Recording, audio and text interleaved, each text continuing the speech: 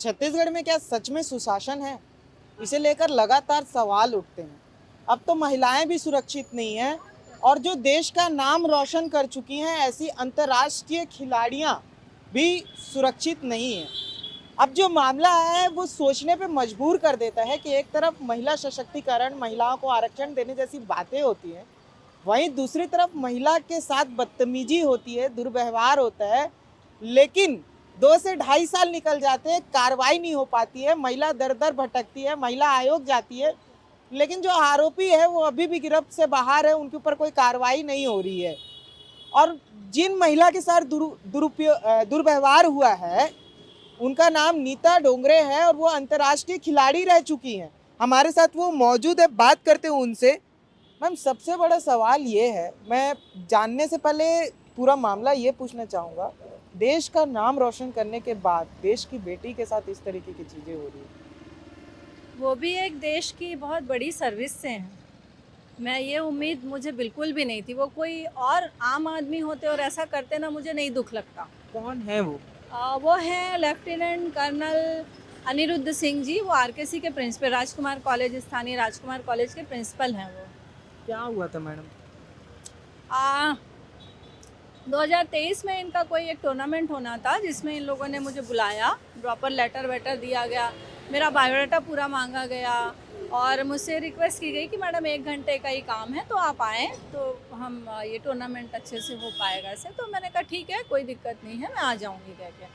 तो जब मैं वहाँ पे गई और दो टीमें, देखिए 2 टीमों का टूर्नामेंट टूर्नामेंट 2 टीमों का है, ये सोचिए, है ना। हम रोज ही खेल लेते हैं 2 टीमों से कम 5-7 टीमें हो तो समझ में आता, 2 ही टीमों को वहाँ पे खेलना था।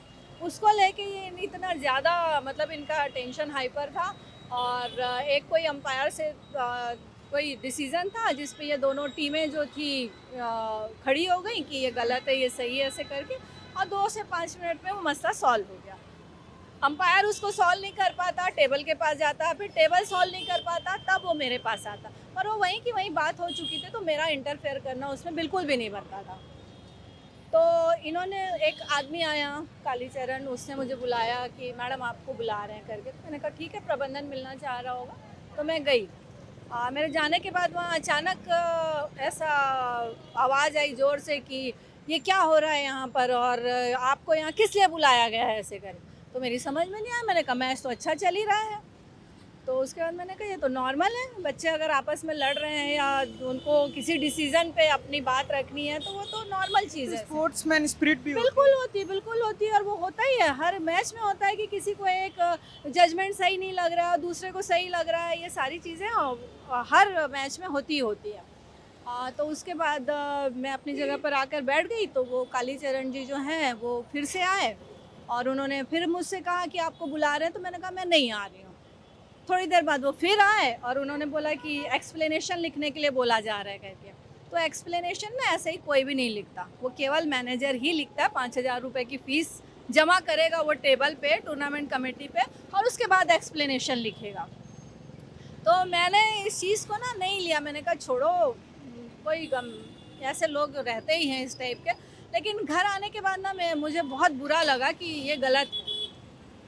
उनका जो व्यवहार है, अगर मैं उनको छोड़ देती हूँ और उनको अगर ये नहीं समझ में आएगा कि किस तरह से व्यवहार करें, वो बढ़ते चले जाएंगे करके। आखिरी सवाल है, अब क्या चाहती हैं, क्या डिमांड है आपकी और क्या होना चाहिए? देखिए, मानहानि के केस में 2 साल की जेल होती है। मानहानि मेरी भी हुई है, उनको जेल की जाए, उनको उस पद से हटाया जाए। मेरे साथ साथ वो महिला आयोग की भी बेइज्जती कर रहे हैं। अगर महिला आयोग कुछ बोल रहा है तो वहाँ एक प्रतिष्ठित महिलाएं हैं वहाँ पर, वो उनकी भी बेइज्जती कर रहे हैं ना आके। महिला आयोग की तरफ से भी उनको 2 साल की सज़ा होनी चाहिए, मैं ये मानती हूँ। बाकी कानून जो हो वो हो।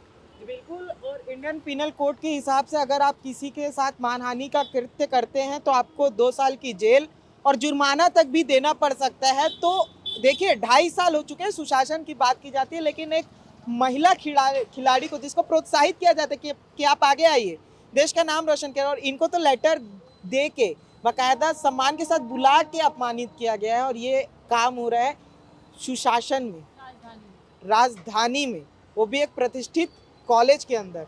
बाकी इस खबर को लेकर आपका क्या कहना है, हमें कमेंट कर जरूर बताएं। खबरों के लिए बने रहिए हमारे साथ जनधारा 24/7।